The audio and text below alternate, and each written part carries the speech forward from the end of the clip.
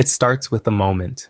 You're sitting in a room full of people, and suddenly you're not there anymore. Not physically gone, but psychologically absent.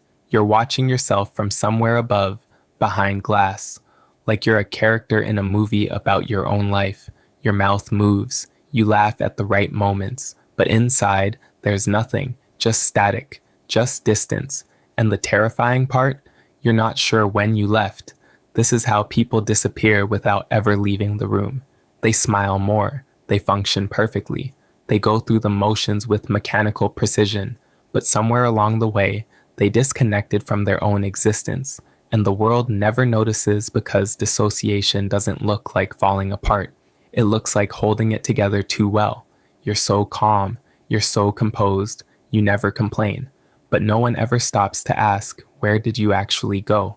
Let's start with what's really happening neurologically. Dissociation is your brain's emergency exit.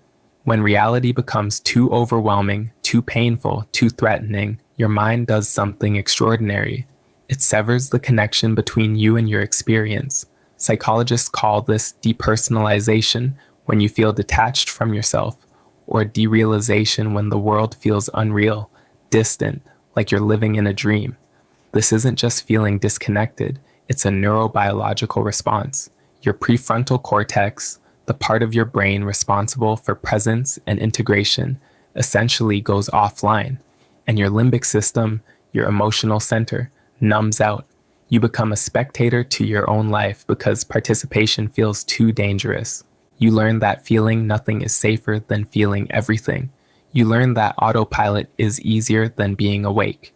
You learn that if you stay distant enough, nothing can truly hurt you.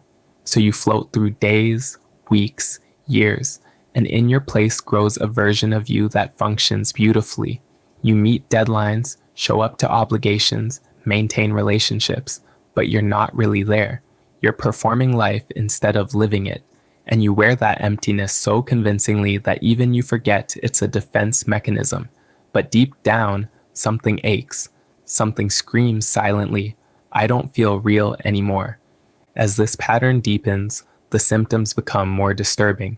You might experience emotional numbness, where even moments that should move you, a sunset, a compliment, good news, feel flat, distant, like they're happening to someone else. You might struggle with memory gaps because when you're dissociated, your brain doesn't properly encode experience.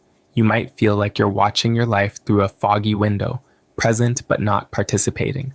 And worst of all, you might not even realize you've been gone because when disconnection becomes your baseline, presence feels foreign. Feeling becomes the anomaly. Your nervous system accepts numbness as normal. Emotion feels dangerous. Vulnerability feels like a threat you must avoid at all costs. This is the psychology of someone who has dissociated from life. It's not depression, though it can look like it. It's not laziness, though others might judge it as such. It's a complex trauma response that fundamentally alters how you inhabit your own existence. Now you may ask, why would anyone choose this? Because the truth is, you didn't choose it. Your brain chose for you. In the face of unbearable pain, chronic stress, or sustained overwhelm, dissociation is the mind's last resort. It's what happens when fight or flight aren't options, so you freeze and then you float away. That's not weakness. That's your nervous system trying to keep you alive. But here's the tragedy. What saved you then is suffocating you now. So many of us are walking around as high-functioning zombies with deeply abandoned inner selves. We complete tasks but feel nothing. We're surrounded by people but profoundly alone. We achieve things but can't feel proud. And that fantasy, that maybe one day you'll just wake up and feel alive again, that somehow the fog will lift and you'll remember what it's like to be present. That is the unmet need, not of someone who's broken, but of someone whose brain learned to protect them by turning down the volume on existence itself. The first step to coming back isn't forcing yourself to feel, it's understanding why you left. Because until you validate what happened, you'll keep gaslighting yourself with thoughts like, I'm just tired. Everyone feels like this. I'm probably just lazy. But you're not lazy. You're dissociated. And deep down, you know the difference. So what happens to people who live this way? They become adults who can't remember the last time they felt genuinely excited about anything. They become partners who are physically present but emotionally unreachable. They become workers who are competent but completely detached from their own ambition. They become the kind of people who say yes but mean nothing, who smile but feel empty, who survive but don't live. This is the cost of dissociating from life. Because if your brain trained you to escape your own experience, to watch from a distance instead of participating, to numb instead of feel, then what kind of life do you inherit? You inherit an existence where you're always half present, waiting for permission to fully return to yourself. But here's the truth. No one's coming to pull you back into your body. You are the one who must choose to come home. You are the one who must say what no one else can say. I'm ready to feel again. I'm ready to be here, even if it hurts.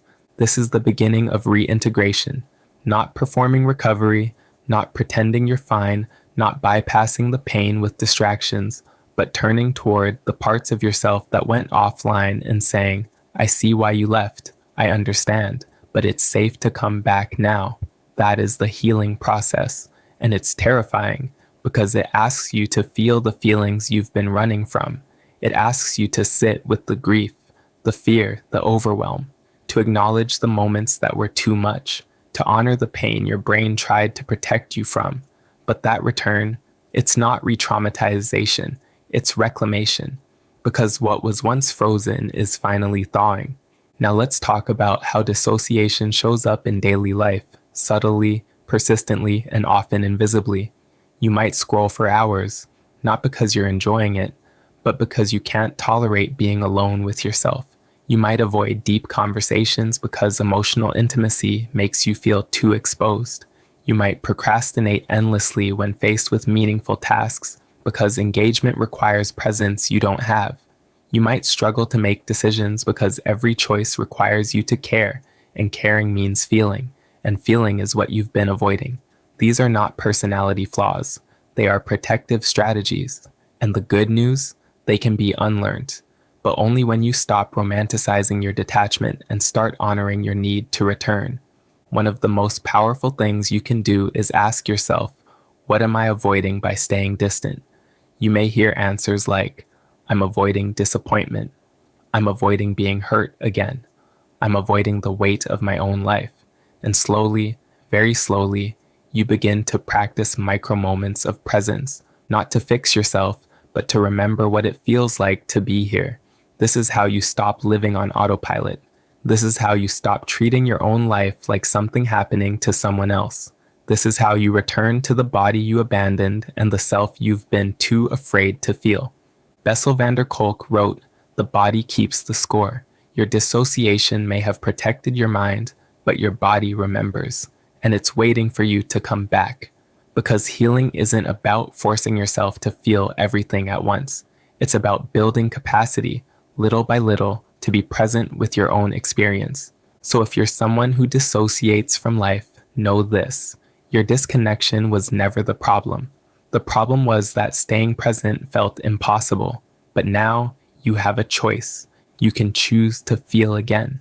You can choose to show up for your own life. You can choose to stop watching from the sidelines and step back into the arena of your own existence. And no, it won't be immediate. There will be days you retreat back into numbness. That's okay. Progress isn't linear, but each time you choose presence over distance, you're rewiring your brain.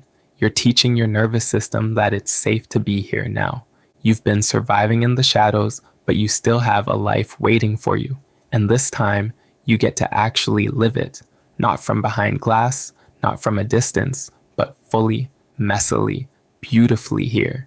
You never got to feel safe in your own skin, but you still have a future.